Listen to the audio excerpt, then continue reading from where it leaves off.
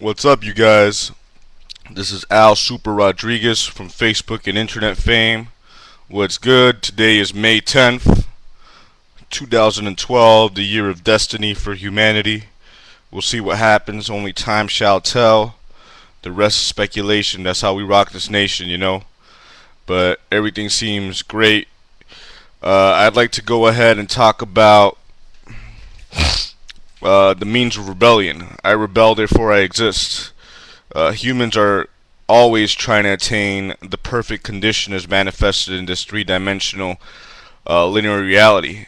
And we see that the cause of injustice and the cause of want is because we don't have the ideal state just yet. And before anything, utopia is just that, no place. Because rest assured, my old joke goes, rest assured, utopia is just no place because there's gonna, regardless of how perfect the friggin' society is, there's gonna be somebody somewhere bitching about something. You know, regardless if we got resources provided for everyone, you know, a direct democracy, all the stuff that I envision, you know, that I create, you know, there's gonna be somebody somewhere bitching about something because I guess that's just human nature. But regardless, I still believe true human nature is not competition and the ego, but it is altruism and love and humanism and the love for the fellow man. And that's why capitalism, even though the defenders of capitalism will say it is compatible to human nature, I don't believe it's compatible to true human nature. It might be compatible to the dark side of human nature, sort of like the Force, you know, the light force and the dark force, because of the universal duality that is manifested in this physical reality.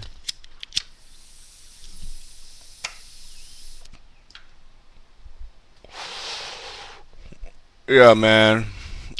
So I want to talk about the points of rebellion and who was the ultimate rebel. Who can be no more of an ultimate rebel in human history than a man who claims to be God, to have the kingdom of God within him? The ultimate rebel of humanity is Jesus Christ. And then all the other great spiritual leaders I'm talking about, from Zoroaster to the Buddha, they all need to be acknowledged as well because they all were working towards the same end, which is the concept of panentheism. Panentheism, and you know, not too many people still know about the concept of panentheism. A lot of people do know it, but not too many people know it. But that's my spiritual belief, and like I said before in my previous blog, panentheism is defined as not only the physical universe and every component of the physical universe being a part of God, but infinitely more than that. So that's what it's up. And Jesus Christ was the ultimate rebel. Why was he condemned to the death by the Pharisees and by the Jews and by the Romans? He claimed to be this God, equal to God. He claimed to be God, and that's why he was crucified in the cross. And it's so ironic. I was thinking about this the other day. But what if in another alternate reality? You know, it's so paradoxical to me because over the last 2,000 years, you know, so many people have died and have killed in the name of Christ. I mean, even before the Crusades, but the Crusades, the 100 Years' War, the friggin' Inquisition. You know, so many injustices throughout human society. But I think the root cause of all this is still the economic system. Back in the day it was feudalism, and feudalism gradually evolved into capitalism, in which we are still slaves or feuds, but we work under these minimum wage laws, and we work with wages. We work under wage labor, and everybody's scared to fire their job because we all need that means of exchange called money to function in society, you know. But yeah, Jesus Christ was the ultimate rebel against capitalism. Why? Because he said, when it presented, he said, you know, money, give to Caesar what is Caesar's, give to God what is God's. Money is always going to be a human invention, a human on earth's invention. And then also when he went to the Temple of David, he threw out the merchants and the dens and the den of thieves and robbers. He said, "Oh, you have made my house a den of thieves and robbers. So that's pretty unique stuff right there. So I mean, that's why I admire Jesus Christ. I mean, he was the ultimate rebel, ultimate human rebel. He claimed to be God, and that's something that if anybody claims to be God, oh, that dude's friggin' crazy. He's friggin' insane. Of course, and that's how they treated Jesus Christ. If Jesus Christ was alive today, I bet modern psychology would be quick to label him a schizophrenic, a delusional mind. And that's what people always say, oh, this guy is friggin' delusional. Just because I fucking contemplate quantum physics and M theory and the infinite states of reality doesn't mean I'm fucking delusional. That's it, man. I mean, granted, I have very little power. I'm just a human. I don't claim to do any miracles. I can't walk on water. I wish I could. I can't heal the sick. I wish I could. I'm just a carbon-based life form out here, living in the year 2012, which is really like 1989. Because if we were really in 2012, we would have a resource-based economy. We would have done away with capitalism. We would be a more libertarian, more liberal, accepting society. But it's not manifested that way right now because it's the friggin' 1980s. That's why. Yeah, so I mean, money controls. Just like Wu-Tang said, cash rules everything around me nowadays. Get rich or die trying, like 50 Cent said. That's the way it is. But regardless, I'm really happy that the internet is there. First of all, I mean, I'm disappointed at the internet because any statement. That's why there's so much schisms with everybody on the internet. Everybody's disagreeing with each other because anything that is stated on the internet can be negated. Because you could look anything up on the internet, you could say a statement and prove that it's false on the internet right away just by doing a simple Google search. So really, that just adds to my conclusion that no truth is really absolute, And that's sort of mind-blowing, and people are saying, oh no, but we have gravity, and there's the laws of physics and whatnot. But regardless, in quantum physics, all these laws are changed. All these laws in the physical universe. And the energy crisis, come on, this resources, scarcity, there's really no such thing as scarcity. If we have a sufficiently advanced technological civilization, there will be no such thing as scarcity because, believe it or not, the greatest resource of humanity is not oil, it's not water, it's not coal, it's not foods, it's not grains, it's not wood, it's human ingenuity. That's the ultimate resource. Human ingenuity, our ability to create. God made man in his image. And the greatest characteristic of God is to create something out of nothing. Remember the original purpose of creation, to know thyself. Everything exists because it had to be known, So that's a real big philosophical, metaphysical concept. But that's the way it is, And that's why I appreciate everybody who's out there doing their video blogs, everybody on the social networks, on Facebook, on YouTube. I've seen a lot of funny rants. Also, that guy from North Carolina, wherever he's from, that guy's pretty funny. I posted it on my Facebook if you wanted to check that out. But yeah. Oh yeah. I wanted to comment on the friggin' Secret Service scandal. I mean, I know it's old news now, but it's just so friggin' funny that these Secret Service agents, they make over like $100,000 a year. And they can't pay a friggin' prostitute like $80 for like a one-night stand. Like, come on, dude, and you're friggin' married. Anyway, that shouldn't surprise anybody. Those 20 Secret Service agents resigned.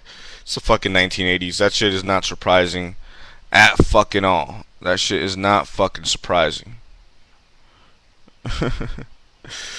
Anyway, so again, Jesus Christ was the ultimate rebel against existence. I rebel, therefore I exist.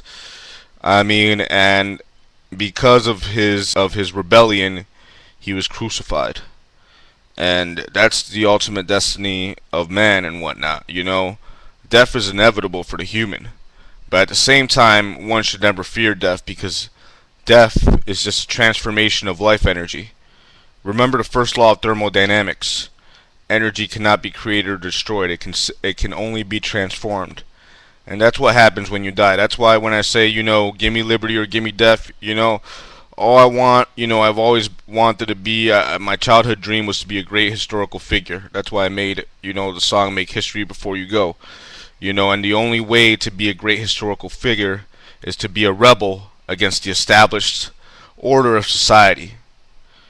And if you think about it, everybody from, let's say friggin' Aristarchus to Socrates. Remember, Socrates was condemned to death by drinking the hemlock for corrupting the youth and disavowing the gods of ancient Greece. And he simply said he had to be a gadfly. He needs to bother people to make them think.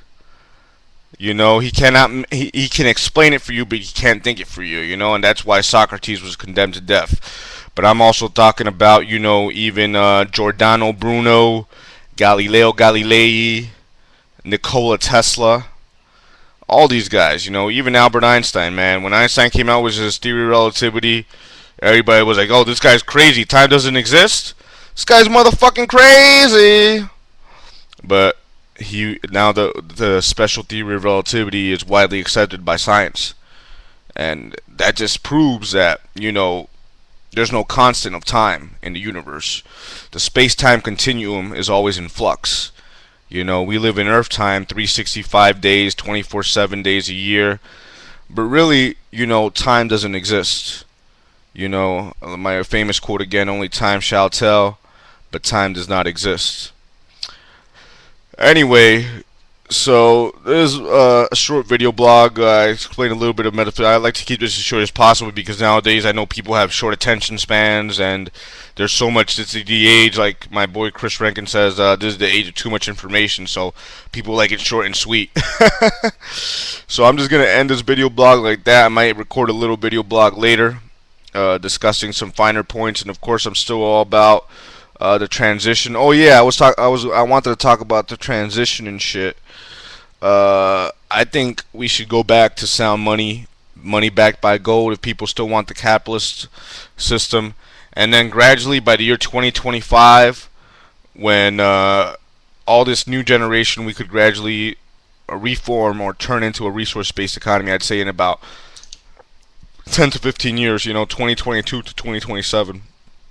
If we really collaborate, because the thing I feel most excited about these times is that the evolution of the collective human consciousness, and that wouldn't be possible without the internet. So I recognize the internet as the greatest invention since the printing press, even though there's so many ideas out there that inevitably all these ideas are going to contradict itself. But like Albert Camus said, justice is the suppression of all contradictions, therefore it disallows freedom. So in that, there's a grand paradox. So God works in mysterious ways, what can I say? And that's the truth about it. God works in mysterious ways. But everything's cool. Let's go Heat. Miami Heat gonna take it all away this NBA Finals. LeBron James. The way he's shooting, I saw him make a couple of nice-ass jumpers.